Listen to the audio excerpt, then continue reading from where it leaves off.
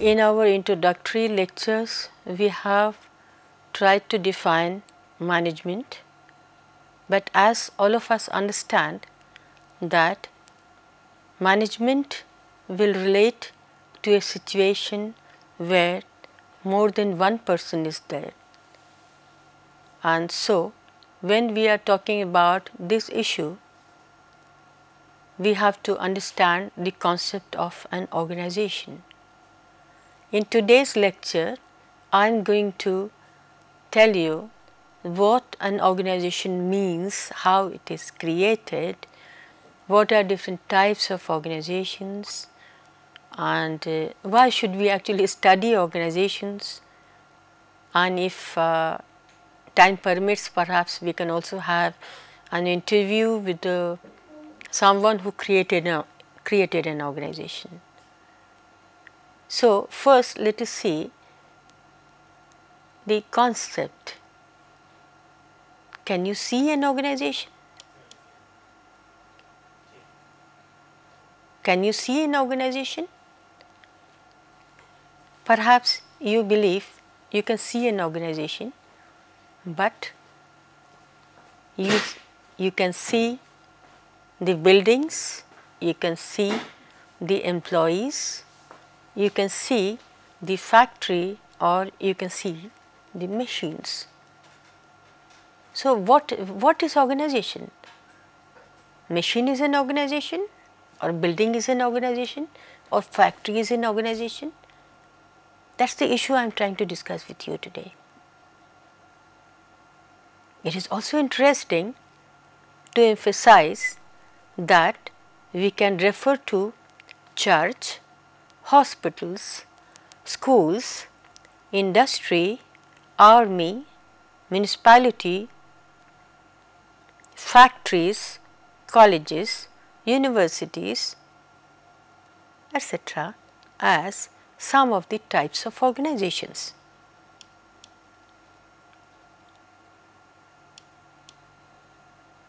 So, if we are looking at these examples, that these are organizations and the building is not an organization, so what makes an organization?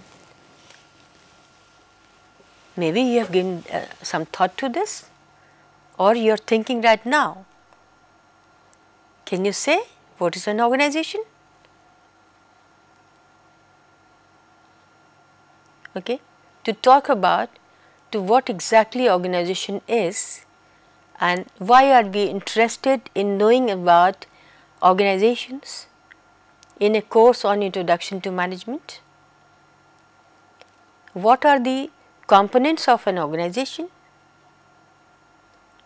What are the dimensions of an organization? Why organization theory and studies are important? Who makes an organization? And how organization is created? And there are many more questions which must be coming to your mind, and there are many more unsolved questions. But the idea here is that when we are talking about management, we have to understand management within the perspective of an organization. So, we talk about organization management. So, organizations as diverse as church, a hospital or an industry have certain common characteristics. You must be wondering, how can a church and a school and a factory they can have common characteristics? But the thing is, yes, the answer is yes. They are all social entities. They are all goal directed. They are designed as coordinated entities and activity systems, and they are linked to the external environment. In other words, what we are trying to understand is that an organization is not there in a vacuum. It is not there in a vacuum. It is there within a social system. Are you getting that? We have not yet come to the actual exact definition of an organization. We are coming to that. So, the key element of an organization is not a building or not even a set of policies. Even though we say, okay, this is IIT,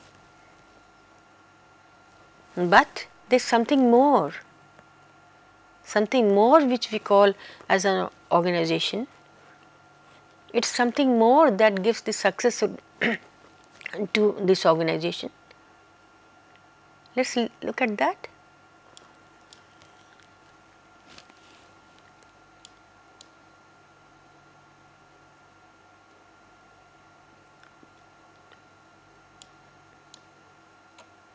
So, put together to a preliminary definition of an organization, we will first look at Sheen's definition.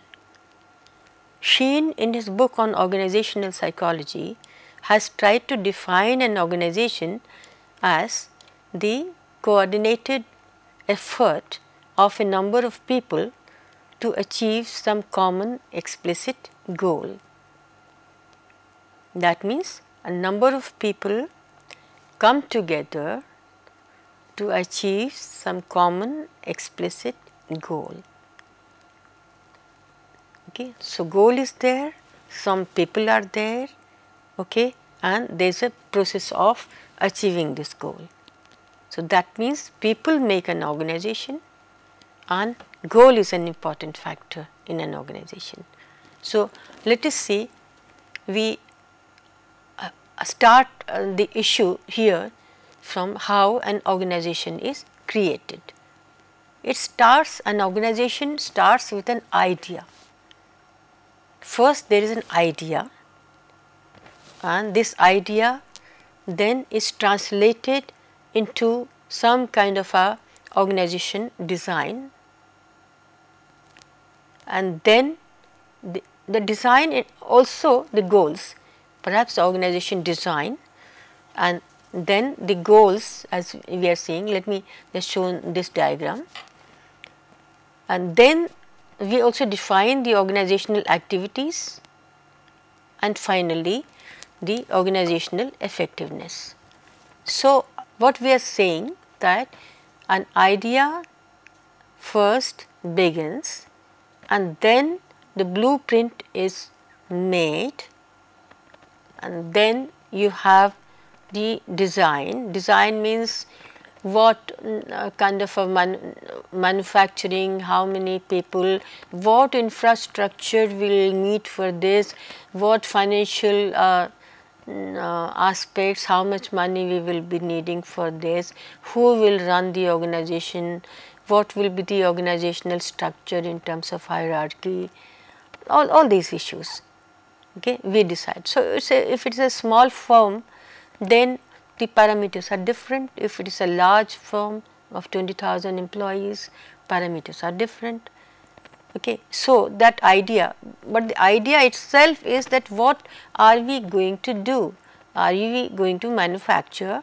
Are we going to have a computer software firm, or we are going to have some kind of a building industry, or some kind of a farming sector, or some educational organization, or the media company. What are we going to have?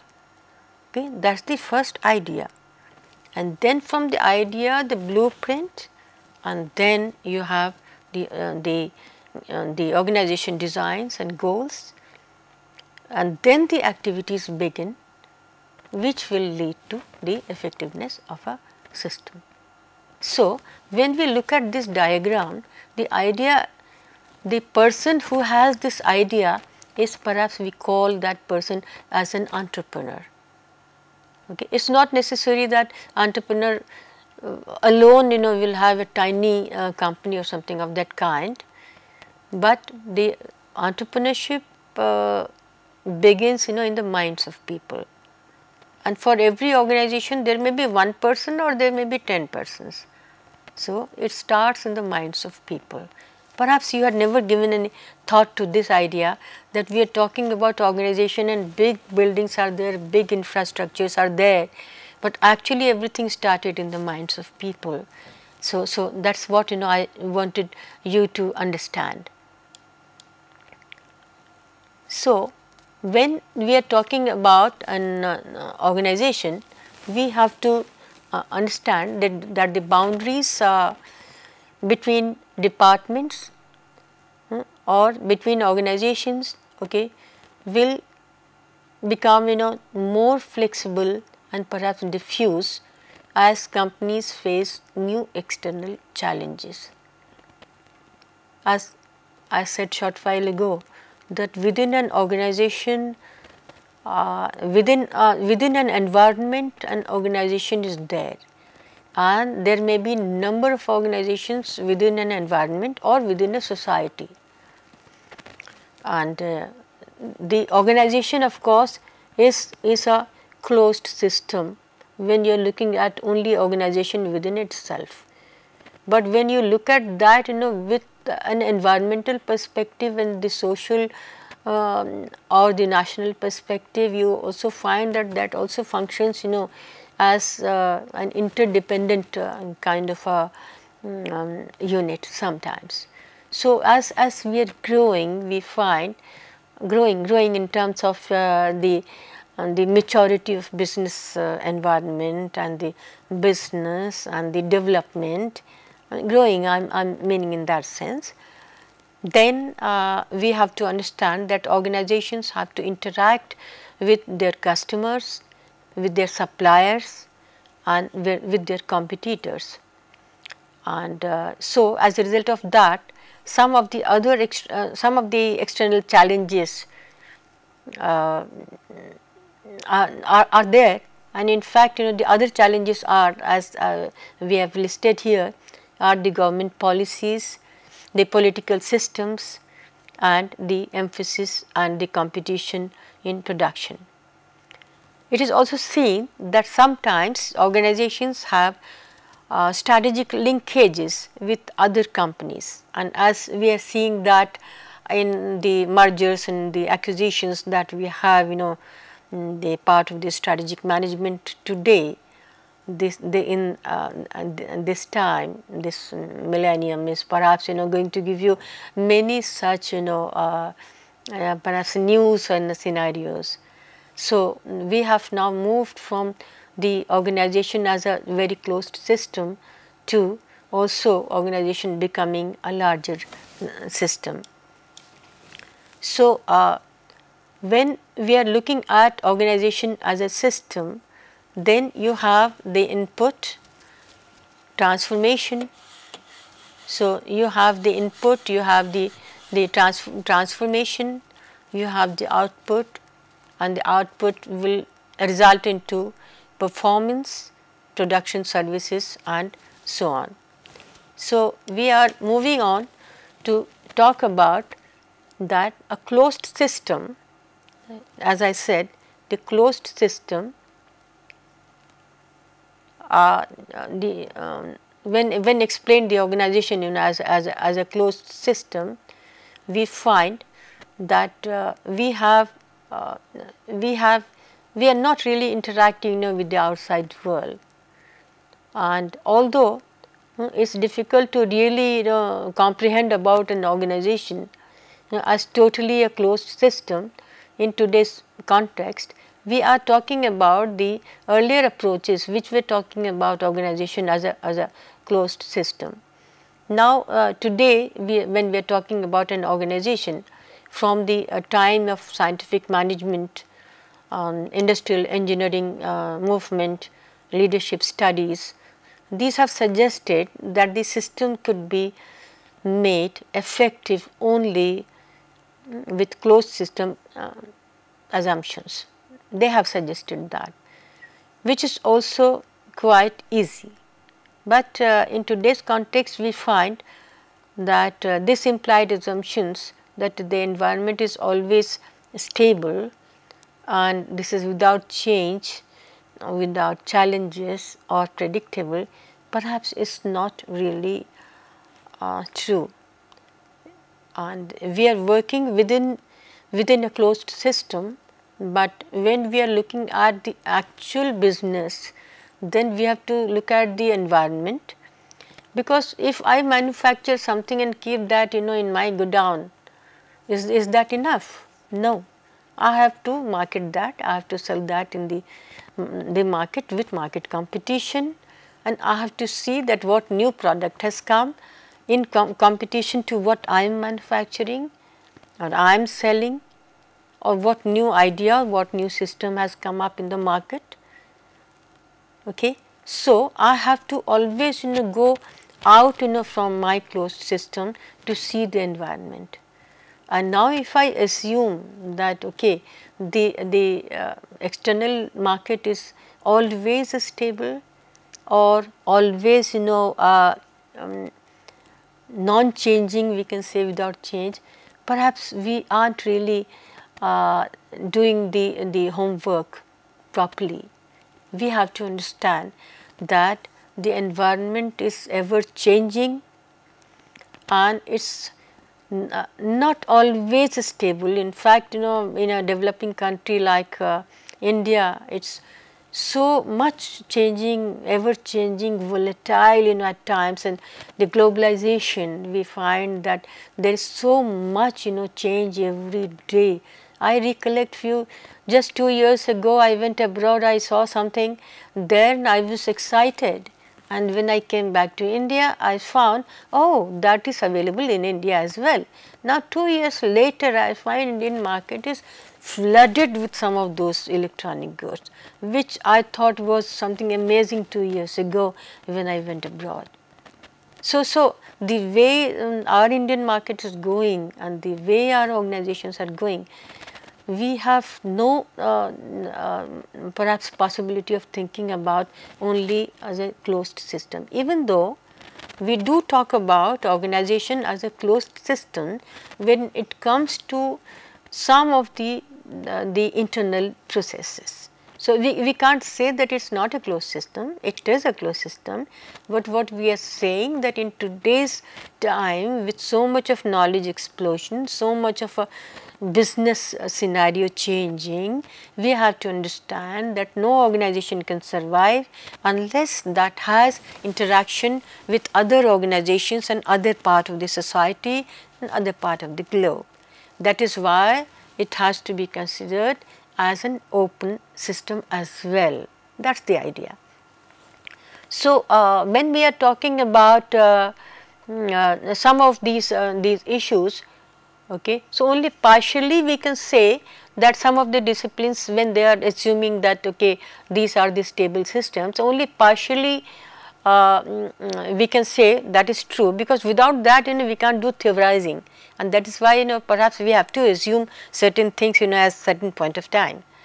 But at the same time we have to understand that the issue of change is very, very important, and in fact that is a great challenge whenever we are talking about management. However, with newer knowledge, it has been realized that any system is embedded into a broader environmental system. That was the point I was discussing, that if it is in a broader environmental system, then we have to look at its interaction with the outside world, not only within the world. Okay. Now, the attrition rates we find. Why attrition rates? Because the other people are ready to pay me more. There the work conditions are much better. Okay, that work offers me much greater challenge. Why not there? That is close to my house. There are so many reasons. Okay, and so for every organization to retain good employees is a great challenge. So that is one of the management strategies. So within an organization, what we have to see, that within the closed system also there are some inputs coming from the external world, we can say. So, this brings us to understand the issues, some of the issues about the type of organizational configurations. Let us see what are the organizational configurations. We have the technical core, we have top management, we have middle management, we have technical support, we have administrative support, and all these together perhaps will result into the final organization system, even though they may vary in size depending upon the technology, environment and other factors. So, some of these configurations you will find in most of the organizations, even though they may be of different types. Now, when we look at these organizations within a formal system, then we find that this is the typical organizational chart. You can see that here are the managers. Well, I could have drawn this figure, much lower. Like, you have the workmen, you have the workers, you have the supervisors, then you have the managers, and then this takes us to the general manager. There are different general managers for different departments, and then these general managers will actually report to the director or business, director business or director production or whatever. Okay. Then this goes to the executive director and perhaps the chairman of the company. So, this is a typical we can say the organization chart, and which may differ depending on the size and technology and so on. So, this brings us to the issue of types of organizations. Some of you may be wondering, types means, is it the size, is it the production, is it the technology? So, what is it? So, when we are talking about the types of organization, we can actually classify organization as the large or small. We can classify them as the multinational, national. We can classify them as profit making and non-profit making. When I was giving you the example just now, I said churches are also organizations. Okay, for that matter, prisons are also organizations, and temples are also organizations, religious excuse me, religious organizations, they are also organizations. So, when we are saying profit making and non-profit making, we mean that. Okay. But largely when we are looking at the organization studies, large number of studies are there in the profit making organizations. Only recently of late we have seen some studies are coming up which are the non-profit making kind of studies. Then we also can classify organizations as the public sector organizations and the private sector organizations. We can talk about an entrepreneurs organization, which is in private sector, and it is that first generation kind of a business that an organization that an entrepreneur might start. Okay. In addition to this, we can classify organizations as the organizations, manufacturing organizations. We can talk about the organizations which are there for the development purposes, or we are talk about the organizations, business organizations, or and so on. So, when we are looking at the science, technology, goals and cultures, we can say that the organizations could be understood as the productive organizations. Okay. Productive organizations, when we say, we classify them as the agriculture and industry. And when we say agriculture and industry are the productive organizations, we define them as the productive organization is the one that generates wealth for society. And as all of us understand, no society can survive unless there is wealth in that society. And so, agriculture and industry are the two sources of generation of wealth. Okay. And remember, nobody is generating wealth just for oneself, because that generation of wealth percolates in the society, and so we become rich, we become developed and so on. Okay. But the society cannot survive only by the wealth alone. We need other kinds of organizations.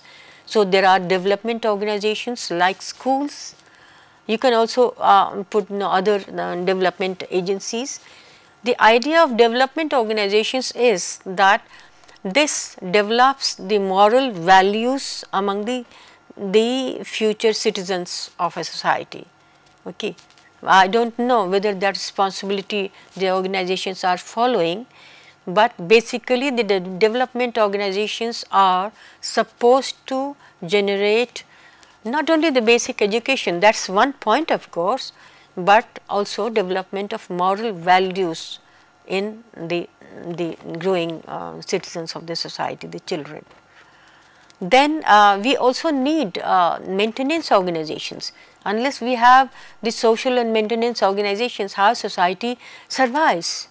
So, we have hospitals, we have army, we have municipality, we have clubs, we have churches and so on. Obviously, the responsibility of sustaining a society rests with these maintenance organizations. That is why we look at municipalities with great expectations. Okay, we have to go to hospitals again with great expectations that okay, everything will be all right. And the clubs and churches again we go there for the social reason. So, we are talking about development organizations.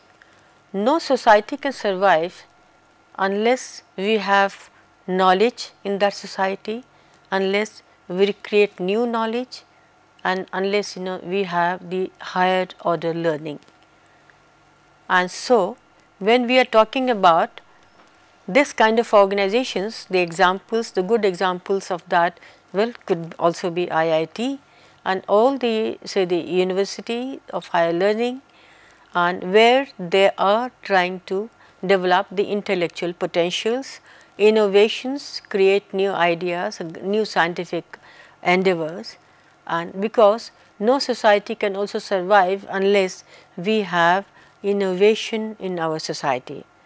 And so, for development and survival and growth of a society, we do need these kinds of development organizations. So, we have discussed about various types of organizations, their objectives, and we are trying to understand that no society or no nation can survive and grow without organizations. Even though when we are looking at organization management, our great emphasis perhaps is on the first category, that is the organizations which are trying to create wealth for society. And of course, something a little bit more on the development of society in terms of the schools and colleges. Only in the recent years our attention has been drawn to non-profit making organizations, as I said just now, and all these organizations in combination are important for any society. If you look at your life, when you began, you were born in a hospital, you went to school, you went to kindergarten, you went to college, you went to do your job, you went to earn your livelihood, you worked there for 25-30 years, then you do something else. Some of you have started your own organizations, then finally we grow, we become old, and when we pass away, everywhere you find that organizations are there to actually help us in our lives and in the development of society. So, organizations, the word organization is actually many things at the same time, and this is very much necessary for us to understand in a course in management, that what is the meaning of an organization, which organization are we talking about, and which type of organization is important, because the another important aspect of understanding this organization is also the philosophy of an organization. Some organizations are bureaucratic organizations, some organizations are participative organizations. So, when you have, so basically what we are talking about is the values which flow from top to bottom, or the philosophy of an organization that will create a culture for an organization and perhaps which percolates down. So, also when we are looking at different types of organization, we have to look at these aspects of organizations which are based on the philosophy, mission and values of the organization, because much of your production, much of your survival, much of the success of your organization will also depend on the type of mission that you have, the type of values that you have and the philosophy that you have.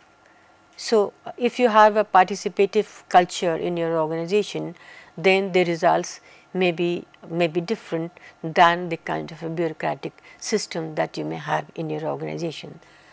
Later in this course, we are going to talk about the participative organization, participative culture and participative management, which is becoming very important in the years to come.